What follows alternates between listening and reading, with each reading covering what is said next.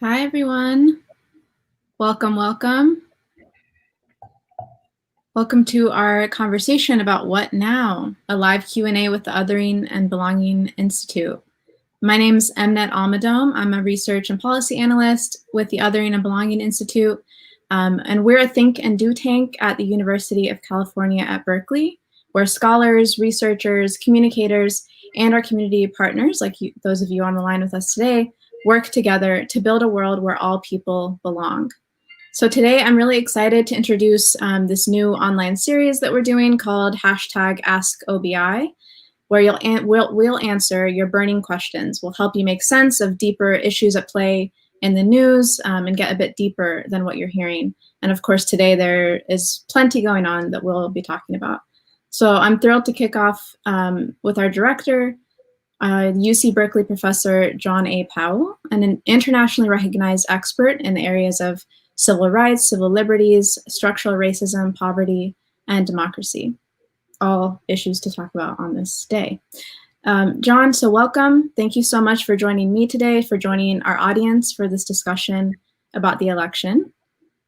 And speaking of, yeah, thank you. Speaking of our audience, for those who are watching us, whether it's on Facebook, Twitter, YouTube, you can absolutely engage with us throughout. I'll have a couple of questions just to kick us off for us to get into, but we would love to hear from you. We know everyone's following along, and whether it's anxious or excited, whatever it is, just very open to hearing those questions.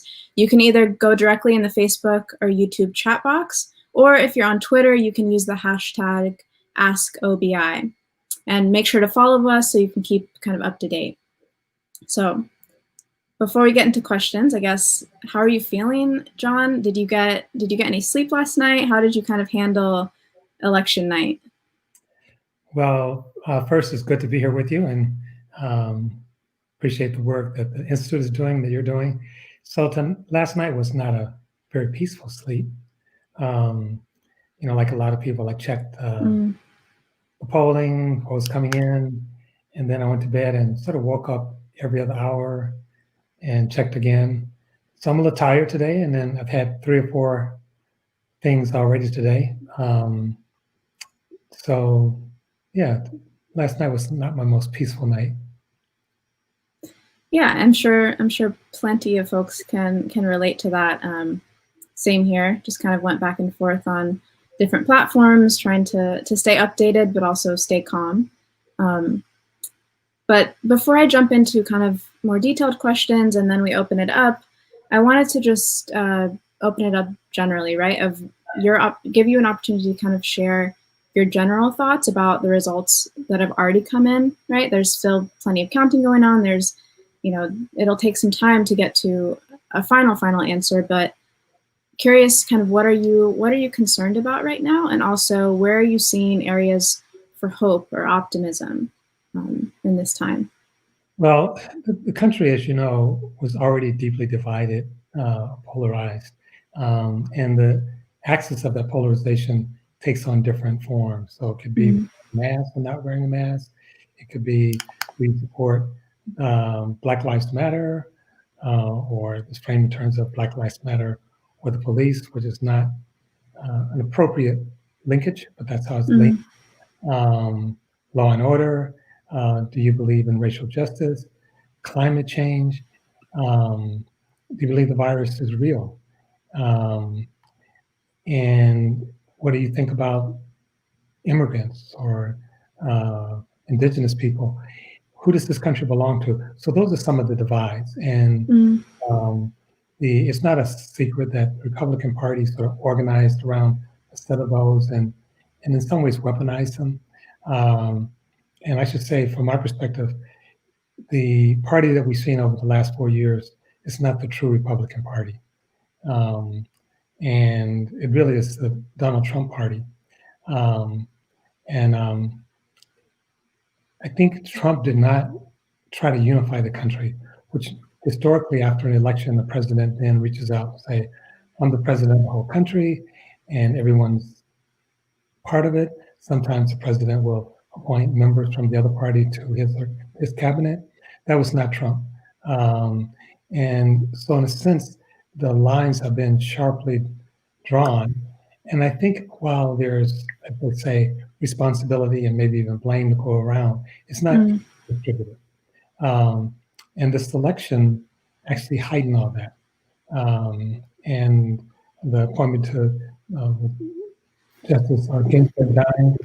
Um, and I think a lot of people, in fact, we did a poll, 70% of Americans said there was too much polarization. They wanted to figure out a way to come together.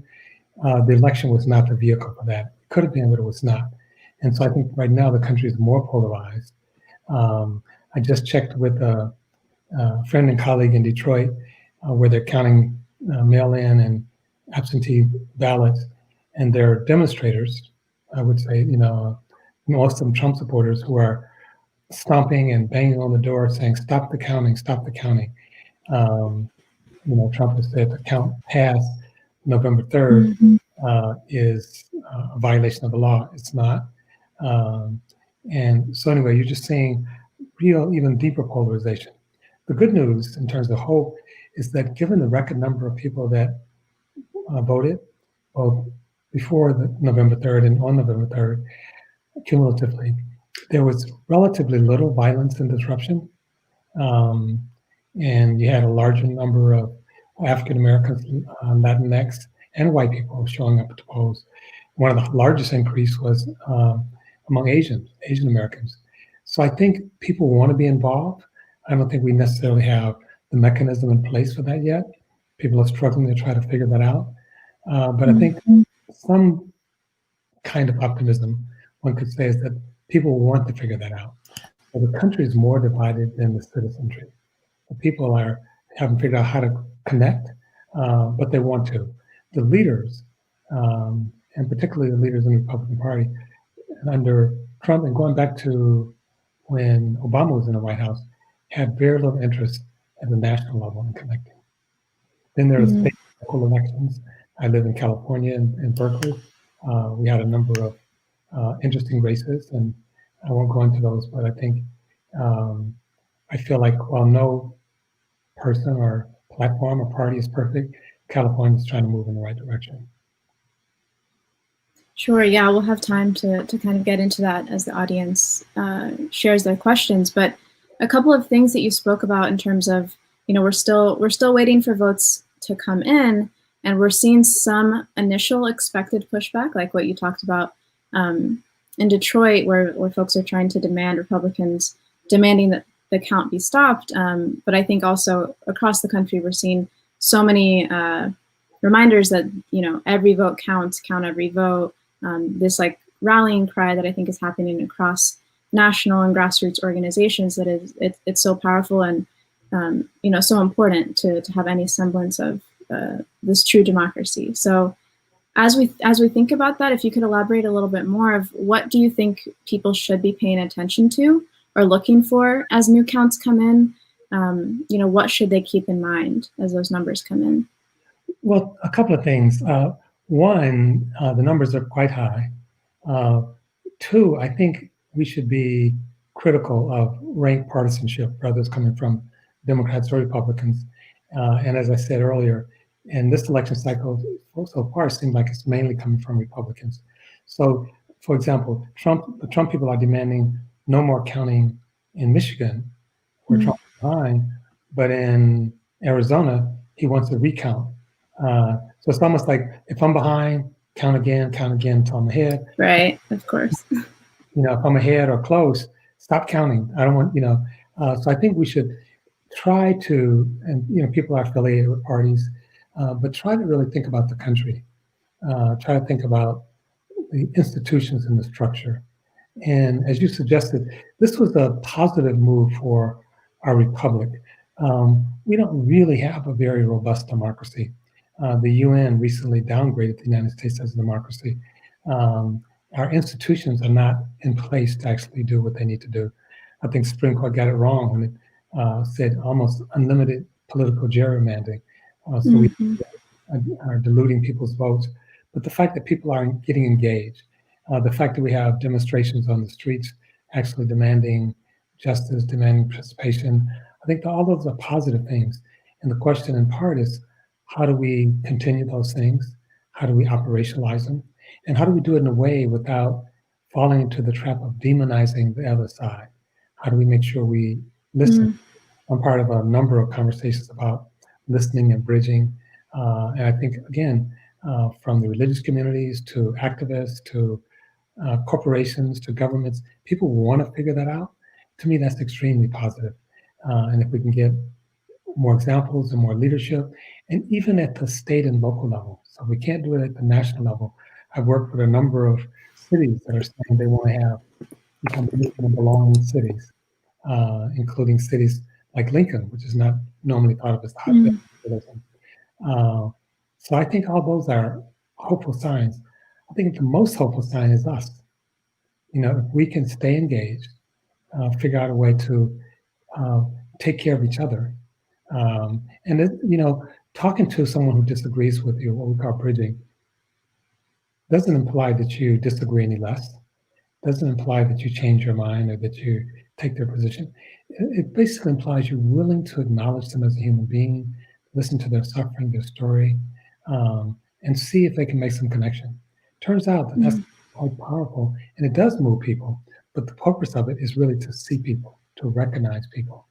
And the reason I say we're not a democracy, if you just think about the whole idea is that we don't have direct elections. We didn't have direct elections to senators from the first 100 years. Uh, Right. the quote unquote founders really didn't trust the people, and they certainly didn't trust people without property.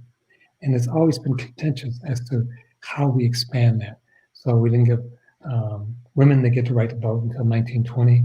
Um, you know, blacks in many ways didn't get the right to vote to 1965, and we're still fighting that.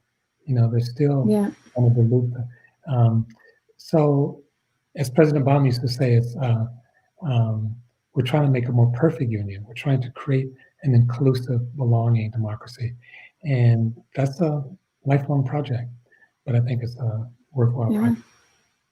Absolutely. Yeah. I appreciate those points of, democracy as a work in progress, and that, we do have to reckon with so many of these anti-democratic institutions that were put into place in a very different time, in a slave society, and kind of trying to reckon with that reality. And I also want to build on the point you were making around trying to see across differences and how how folks are engaging in the political system. And one thing that I've really been sitting with is, remembering that we're still actively in a pandemic, right, that continues to spread, and that there's been incredible get out the vote work that was done by the very same organizers in communities that have been hit hardest, right, by COVID-19, and hit hardest by, again, institutional failures, not just the virus, that failed to respond. And so those are the same groups, as you alluded to, that have been pushing for rent cancellation, defund the police, other calls to action. And of course, there's always tension between different types of political engagement. But overall, like you said, we're seeing this incredible historic voter turnout. And those results so far seem to suggest a Biden victory, but it's very close in some senses. So I would love to kind of hear your thoughts of what do you make of how close, and how the margin is not as wide as either polls had suggested, or as one would hope that maybe Trumpism would be repudiated in this time much more strongly. What do you make of the fact that that's not exactly what we're seeing? What does that say to you about how Americans of different backgrounds are understanding or relating to the Trump administration? Well, you pointed out that we have this old system. You know, the system that was put in place initially, again, a republic, but also a republic designed to actually protect slavery. Now, some people will find that, well, you're knocking our country. If anyone who have kids, uh, you know, you love someone, you love something, it means you care enough to actually critique it. And the country had a very ambiguous beginning.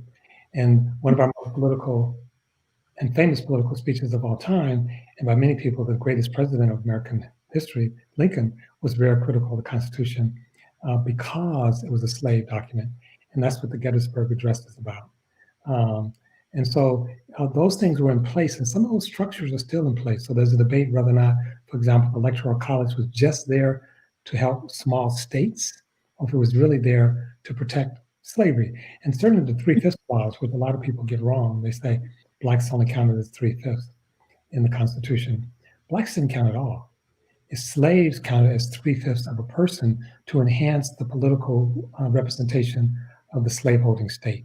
So the more you counted slaves for that purpose, the more the slaveholding state, more power that state acquired. And Virginia was most extreme. But the slave got nothing out of that. And so the three-fifths clause in our Constitution was designed to actually enhance the power of slaveholding states. But it's not just our history. We just had a famous case, which a lot of people are just stirred by, called Citizens United, which basically changed the way we make political contributions to candidates running for office, to referendums. And we basically enhanced the power of money. And in doing so, we decreased the power of people. And many people of all political persuasions felt that that was wrong. And I think it was wrong. The Supreme Court, in a highly divided decision, overturned 100 years of Supreme Court case law to enhance the power of corporations and the rich, to make us less of a democracy and make us less accountable. So it's not simply things in the past. When we look at, there's a case in Shelby County where the Supreme Court essentially gutted much of the Voting Rights Act. And there's a theme here too, because a lot of this is done not just as legislation, but through the courts itself. And we've seen the Supreme Court become more and more political, as with the appointment of the last justice. Remember that when President Obama tried to appoint someone in the last 10 months of his office, the Senate refused. They said, the president who's leaving office should not have the right to select the next Supreme Court justice. And so in 10 months, they refused to do that. Ruth, for a guy, in less than a month, just before the election, we rushed through an appointment. Even if you like the appointment, it's basically saying that's hypocritical, that's duplicitous, that's not how democracies work. So there's some things to be fixed. They probably won't be fixed now because it looks like Biden will be the president and that we'll have a Republican Senate who has lost his, from my perspective, lost his way in terms of, you think about traditional Republican values, small government, low taxes, none of those things actually, they don't hold any of those things. These sort of principles associated with republicanism is largely gone. There are a few exceptions, people like Mitt Romney. But what we do have is we have a number of people demanding participation. And that demand has to go beyond November 3rd. It has to actually be involved. We have people running for office at record numbers. We have trans people going into Congress. So all those things are actually quite hopeful. And we have to think about how to actually expand on them, how to tell the story about them, how to make the institution responsive to people. I think we'll get back in the Paris Peace Accord. In the Bay Area where we're literally, I was thinking about this, 2020 can be thought about the year where it was hard to breathe. From George Floyd to the coronavirus, a respiratory disease, to wildfires. And again, we have an administration that in the midst of that left the Paris Peace Accord, just leaving it, and ignored the coronavirus. So anyway, so I think that there's some change, even though we don't have all the pieces in place. Sure. Yeah. Thank you for that. I mean, it's very painful symbolism that you speak to for this year. I think we'll move on to some questions. I'll see if there's any that are already popping up here. Okay, perfect. So again, you can keep bringing them in on Facebook, YouTube, Twitter. This is our first one, I believe, off of YouTube from Edward Bryant, saying it seems that yesterday, especially in red states, represented a hardcore reestablishing of white supremacy. What are your thoughts? Well, I do think white supremacy is prominent in the United States. It's always been there in some kind of way. Sometimes it calms down a little bit. Leadership matters. I think President Trump ran on a white supremacy ticket. and he's governed from a white supremacy perspective. And even people who are not necessarily embracing white supremacy, they're too often willing to forgive him. It's like, well, I know he says some racist things, but he's helping the economy. So how much would you pay for white supremacy? And think about this: if you were a person of color, um, how much do you think you'd have to pay a person of color for them to be comfortable with the white supremacist regime? Or if you're a woman, how much do you think you have to pay a woman or women to be comfortable with um, a regime where sexual harassment and misogynation was the norm?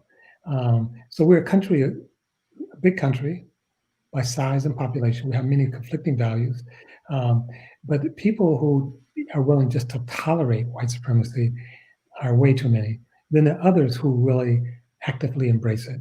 And I know that part of that's because of change that's happening in the world. People are afraid. White people are afraid. Black people are afraid. Police are afraid. So all of us are concerned about our safety. But my safety counts as much as anybody else's. And part of the norm or part of the story of white supremacy is that blacks or people of color threaten their safety, threaten their existence. And that need not be the case. And most of the time, it's not the case. That wasn't the case in South Africa when uh, the apartheid government failed. And leading up to that, there's this constant drumbeat that if blacks came to power, they're going to attack the whites. That was the fear the whites had. And in many ways, that fear is present in the United States, both in terms of whites not being a numerical majority, but also in terms of really black people and people of color coming to power. It will be a shift. It should be a shift because no group, white, black, Christian, otherwise, should dominate. But that would be a new America where we really structure and live out a society where no group is excluded, no group has the right to dominate, and no group is superior. So we have to be careful that we're not trading in white superior for some other kind of superiority.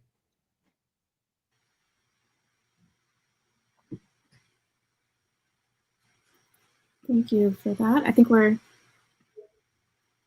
trying to get some other questions coming in here. We had, I guess, kind of on your last, all right, we'll switch on to this one, but can you share thoughts we talked about at the top here, but thinking about the propositions in California, could you share your thoughts on Prop 16? People are saying, what does it mean that in a summer of actions against police brutality in California, Prop 16 was defeated? So just so people who don't know, Prop 16 was to reverse Proposition 209, which was anti-affirmative action, and it would have allowed to use race in public benefits like schools. So I definitely supported Prop 16. I think from my perspective, even though it's on one hand an extension of democracy because you're allowing people to put forward legislation, potential legislation, and not just legislators, it's also problematic because a lot of these things are incredibly complicated. There's a lot of horse trading, and you can't do an adequate job oftentimes through 16 through referendums. Also, the advertisement is just gross. I mean, you don't. I've watched some of the propositions and the ones I even knew about. If you just watch the ad, you have no idea what was really going on. And so you get media, you get money, you get a distortion. You don't get what people call a deliberation, a deliberate democracy. So, and oftentimes it's framed in terms of a zero sum, that if you help people of color, it means you hurt whites or vice versa. And I think, and it's sort of interesting because always with race-based affirmative action, there's a notion that race shouldn't matter. Maybe it shouldn't, maybe it should. It does matter. And it matters at every point of our life. It matters how long we're going to live. It matters what kind of school you're going to go to, what kind of neighborhood you live in. And then, so we have segregated schools, segregated by race and economics, and therefore putting extra stress on those schools. And then at a later stage, when students get ready to go to college, we say, now we're not going to look at race.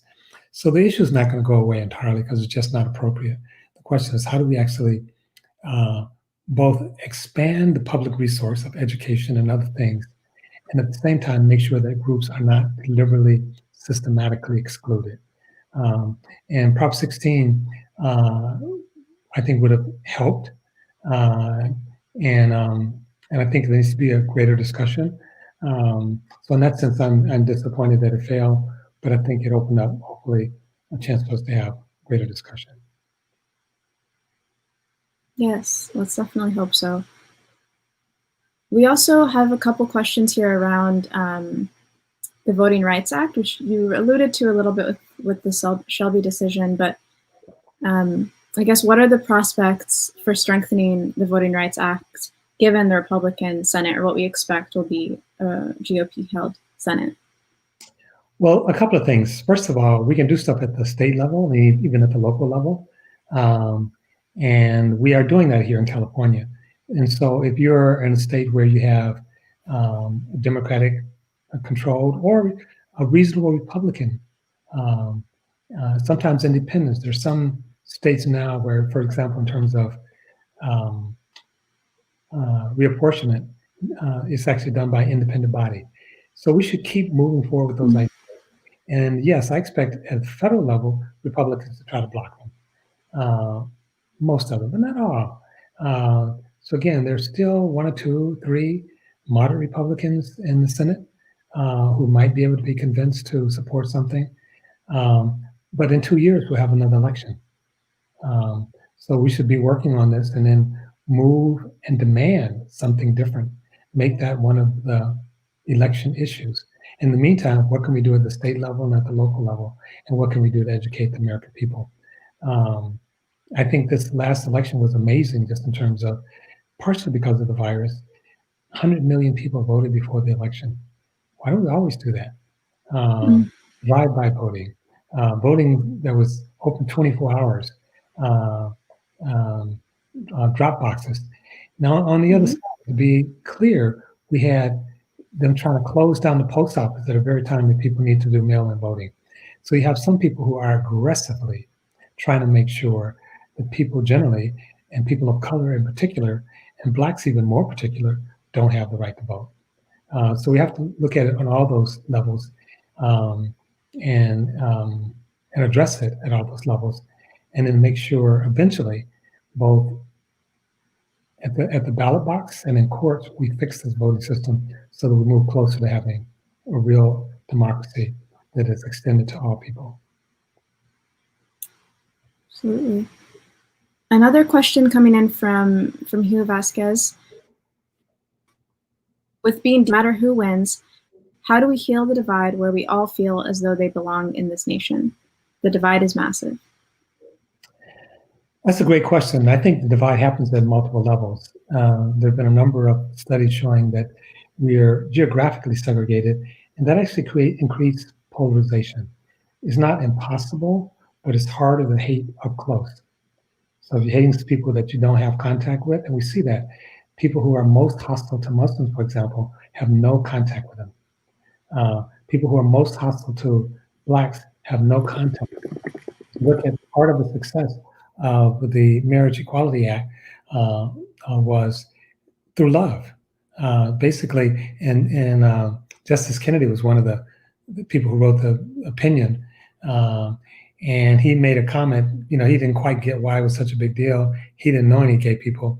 And his clerk said, actually, you do? Here, I am one. And the clerk last year was one. And in a sense, he had to humanize the issue. And that won't solve all problems, but it moves us in the right direction. But right now, we're so segregated, and the negative effects are multiple. So part of it is, since we don't naturally come together, where do we come together? Where can we create a container where we can actually get to know each other again? And we have to be deliberate about that. And initially, it's going to be awkward because when you're swimming against a stream, it takes a lot of work. If you relax, the stream carries you in direction it's flowing. Right now, bridging and connecting is going against the stream. And people will understand it, people will be suspicious of it, and there's not many containers for it. One hopeful container we're seeing is in the private sector. The private sector, in some instances, is fairly diverse. They understand that their bottom line, and some of them I would say go beyond just instrumental reasons. Some of them have a real moral reason. Um, they want to have a workforce and a customer base that's diverse. And so the divisions, both racially, economically, but even ideologically, is a problem. So I think we need to lift this up. It should be a part of our schools, part of our funding, to bring people together. If we don't learn how to bridge, then all the other things we're trying to do will be for naught. I want to jump back to kind of what you were saying about the Voting Rights Act and how we could move it forward at the state level, but also how to balance the fact that we did see huge expansions this year with the 24-hour voting and early voting, weekend voting, while also, seeing some very intense suppression tactics. And so I think that really ties to this next person's question. Reggie Lewis has asked us, when do you think Texas, Arizona, and Georgia become purple or blue states? And of course, voting rights plays a huge role in that. So what are your thoughts there? Well, I think Arizona is already purple or blue. Mhm. It went for Biden. And Georgia was too early to call. So Georgia is certainly a battleground state in a way that it probably was not in the past. Part of it is just the growth of the demographic change, but demographics is not destiny. You have to do work. Texas is very interesting. Uh, excuse me, second largest state in the country, heavily uh, um, Latinx population. Um, but not the participation level and not the organizational level. So I think part of it is just talking to people. Part of it is educating people. Part of it is creating structures that work. So in Texas, for example, one of the things they tried to do was to have drop-off boxes distributed throughout Texas. Geographically, Texas is the second largest state in the union, second to Alaska. So it's huge. Um, and the governor came back and said, no, we only have one drop-off box per county. Harris County, which is where Houston is, uh, county almost 4 million people. People have to drive an hour to get to a drop-off box. That's basically voter suppression. What's the cost? What's the reason you only want one drop-off box? Like I said, I live here in Berkeley. If I walk 5 blocks, I pass the drop-off box. Walk another 5 blocks, I pass the one. So we need to call people out. And to some extent, we need to make it clear that people's right to participate and right to engage with each other shouldn't be a partisan issue. That's really the heart of democracy. Uh, and in a society that's functioning well, being a Democrat or Republican should not say anything about your commitment to democracy or your commitment to your fellow citizens. That's not where we are right now. And that's why I say the Republican Party in particular has lost its way. Mm. Yeah, thank you for those reflections. And so Liz Baxter here has asked us, thinking of South Africa's experience, how close is the United States to an apartheid state? I would love to hear kind of what you're thinking on that. Well, each country has its own expression, and you can't completely translate one to the other. It is interesting that apartheid, when South Africa decided to adopt apartheid in 1948, it actually came to the United States and studied how we had instituted apartheid, even though we didn't call it that, both in terms of Jim Crow laws, but also in terms of isolating Native people on the reservation. So their apartheid system, in some ways, was a tinkering and a modification of our already existing apartheid system. Some people don't realize that Nazi Germany didn't originate in Germany; it originated in the United States. And again, people came here to sort of see how we instituted racial oppression, and they took the Germany and modified it. And some of the parts they didn't adopt because they felt the United States was too harsh.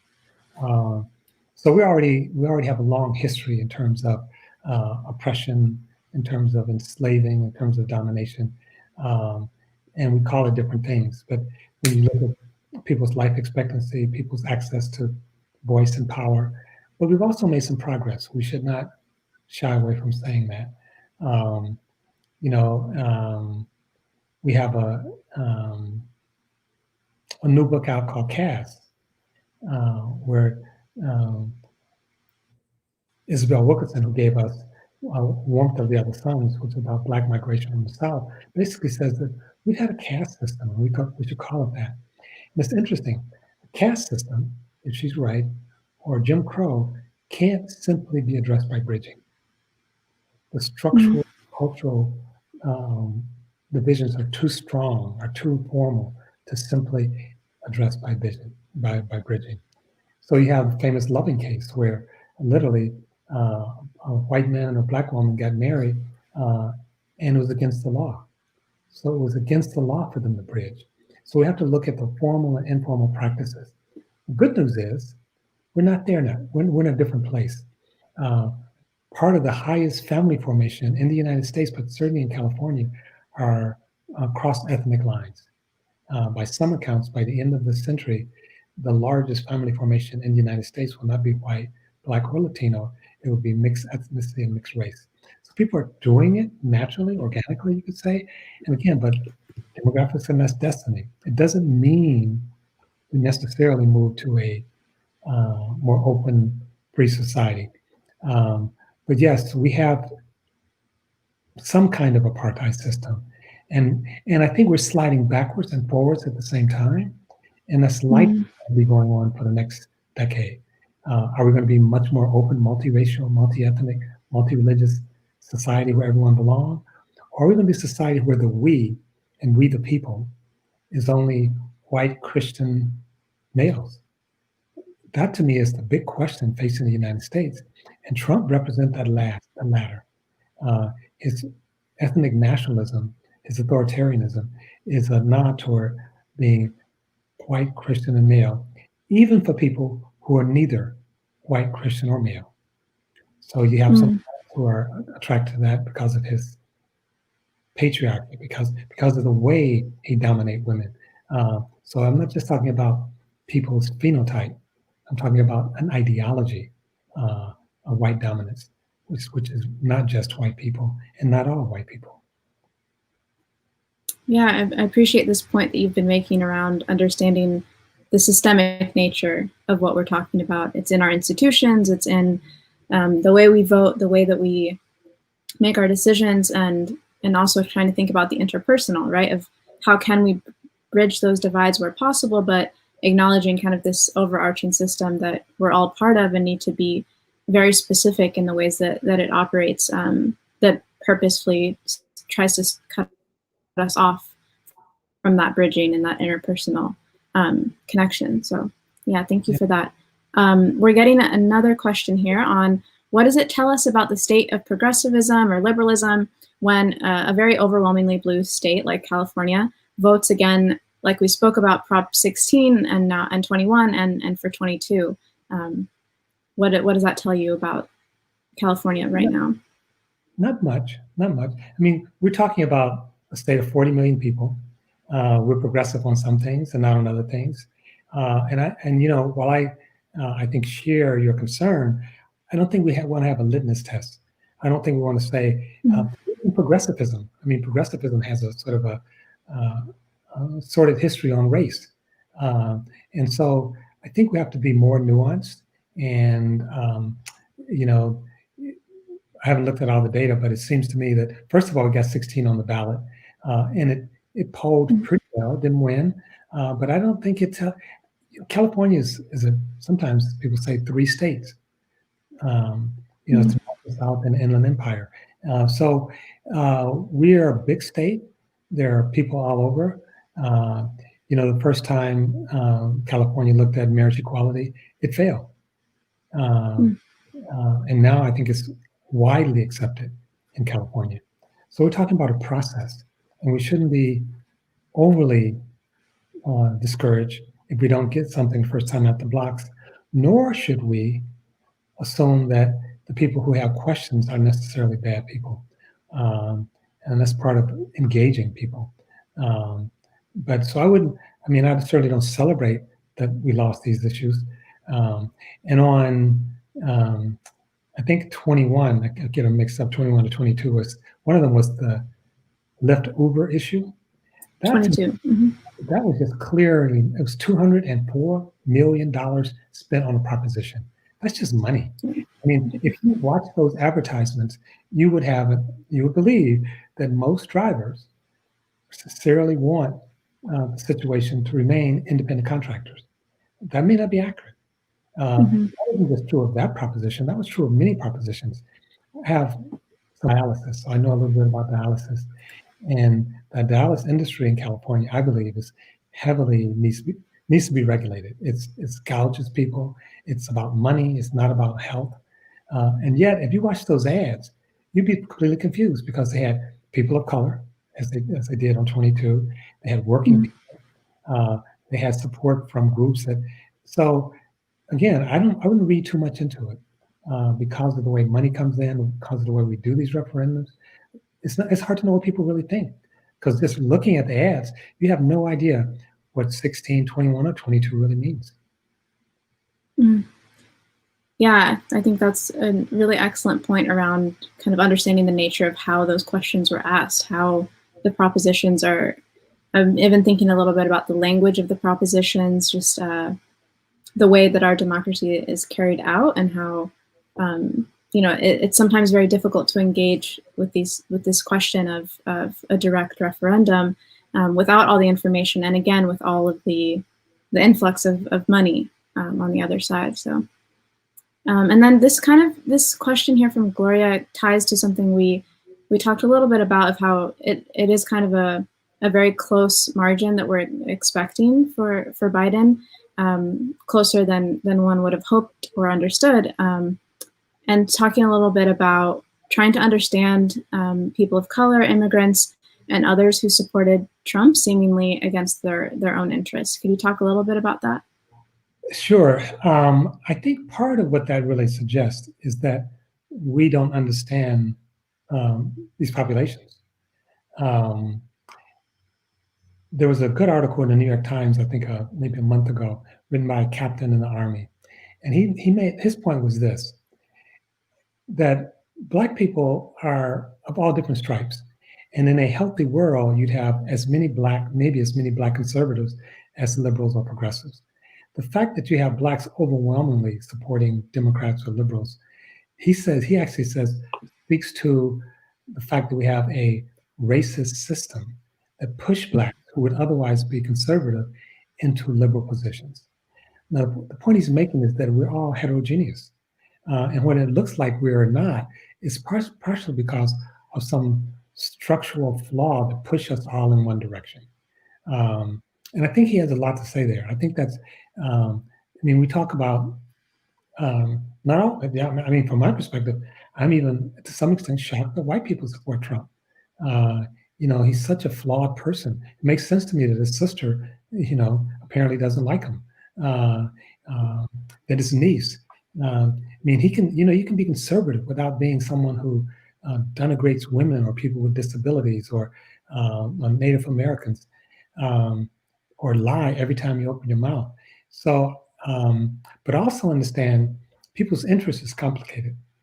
Um, sometimes people have a single issue. It could be uh, choice or pro-life. It could look at the world just through that lens.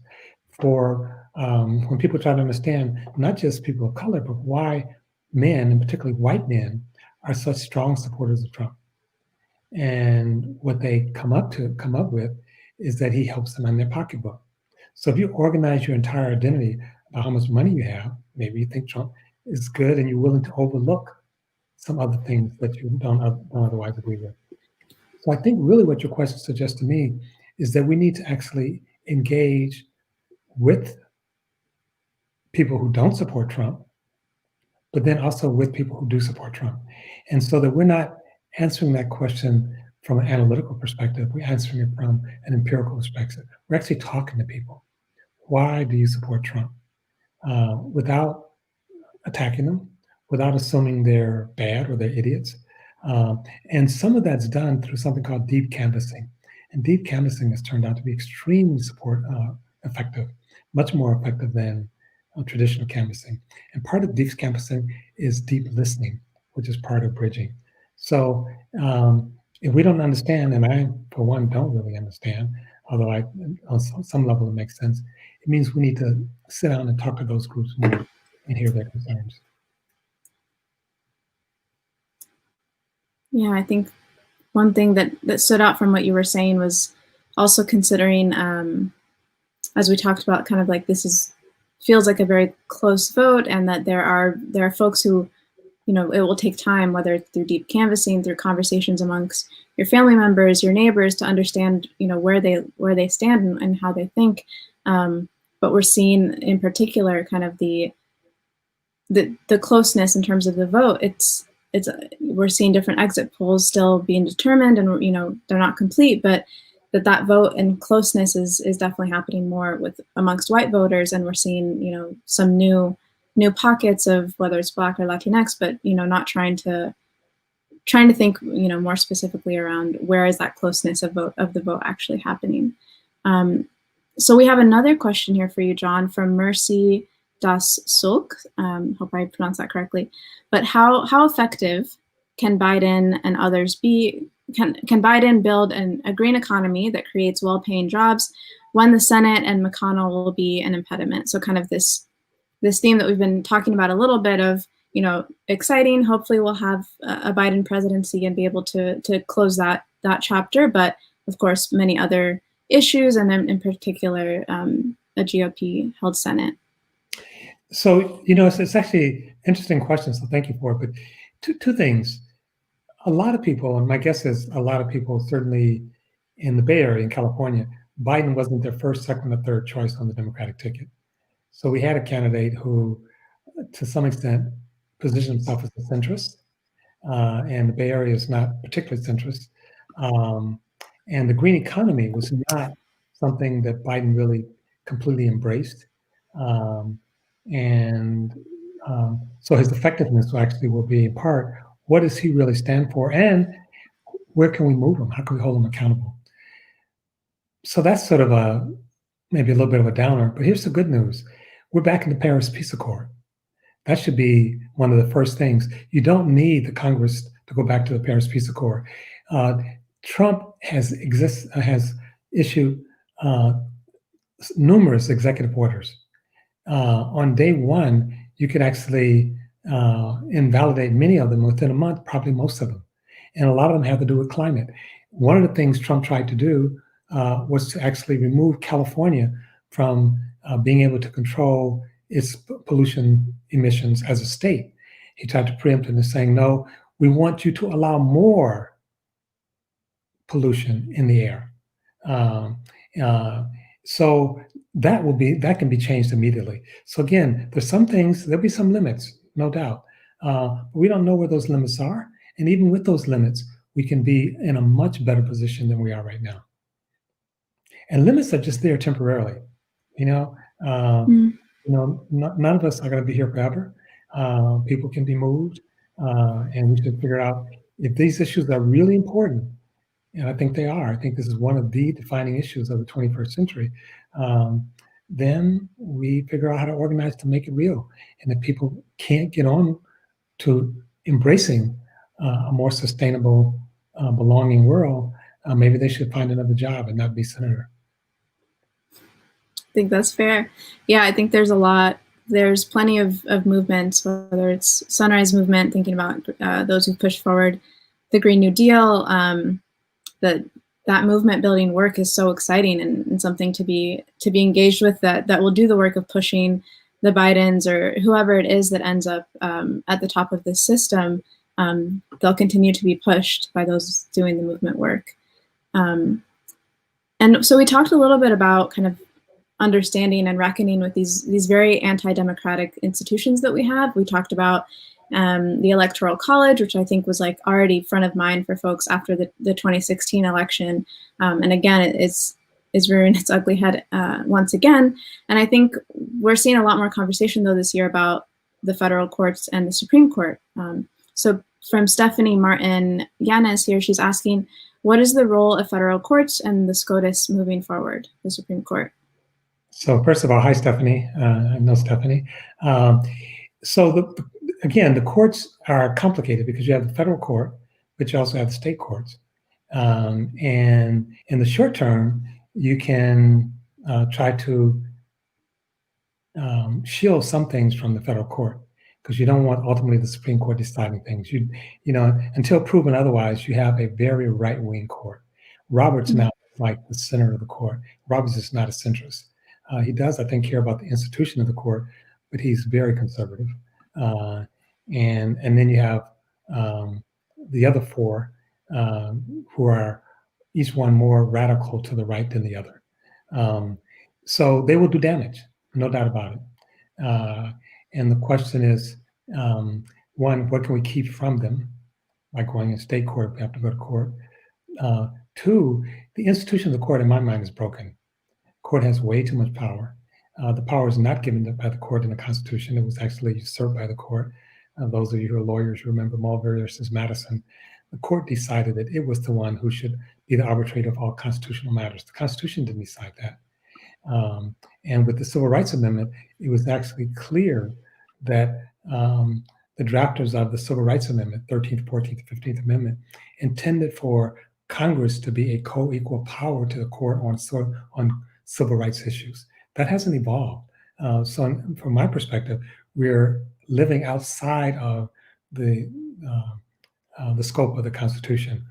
But from a political perspective, I think we actually need to reframe the Constitution, not so it's liberal or conservative, but so it can't be captured so easily.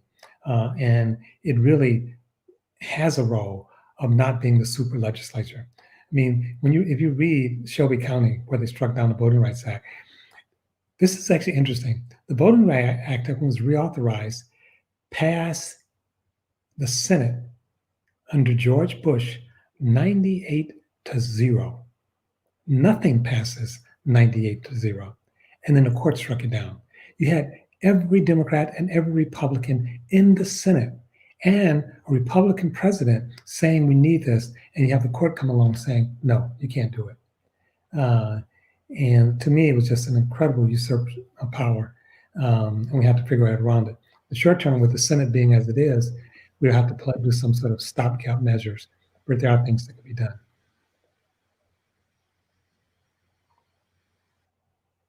Thank you for that. The history lesson is very, very helpful as we're trying to remember kind of what brought us here, what's new, what's old, what kind of reminds us of the past. So thank you for that. I think we have one more question from our audience, and then we're gonna start closing out here at the bottom of the hour. But from Gloria Castillo, she's asking, could you help us understand the wide divide between rural areas and cities as we see such a polarized and sometimes very different understanding of reality? That's a great question, and it's complicated, in some ways a beautiful question. It's not just the understanding of different realities, it is different realities. One of the things that technology has done is actually concentrated power, wealth, and education in tech centers, which are usually urbanized centers like San Francisco and New York. And for people who feel like they're left behind in rural areas, they're largely right. They have been left behind. The gap between the have and the have-nots, the inequality is huge. The economy since the 1970s has probably increased by maybe 3 or 4 times, but all that money's gone to 1% and the 0.1%, not to rural areas. There's a book called Economics of Belonging. What would a belonging set of economics be? So the conditions that poor rural folks find themselves in is very different than most of us. When you read about some of these rural counties where they say they don't have a hospital, and they have, in order to go to a hospital, they got to go 200 miles. That is a different reality.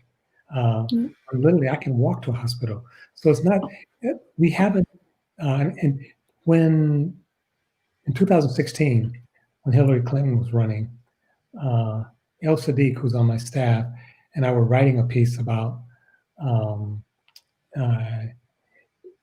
the agreement, the trade agreement in Asia. And we were critical of it because it's a little bit complicated. I won't go into all the details. What I'll say is this: the promise of globalization was reneged. The promise was we're going to grow the economy and we'll all share. The first part of that promise was kept. We grew the economy, but it was not shared. And in a sense, the failure to address that, and that was a failure both by the Democrats and the Republicans, to create a system where we all participated in the growth. we're more than willing to have people who are low income, people of color, women participate in the pain.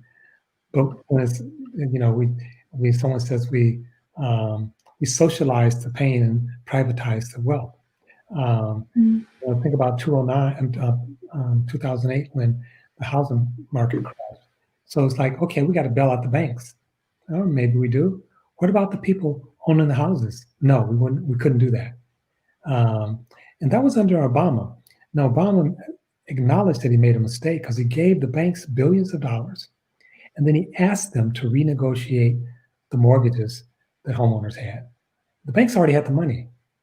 So they said no.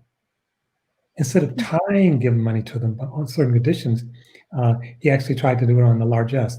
That would be a nice thing to do. It's not nice. You're president of the country. So we did leave out large numbers of people. And so when people in rural areas complain about being left out, including a lot of Blacks and Latinos living in rural areas, sometimes we think of rural, we think of white.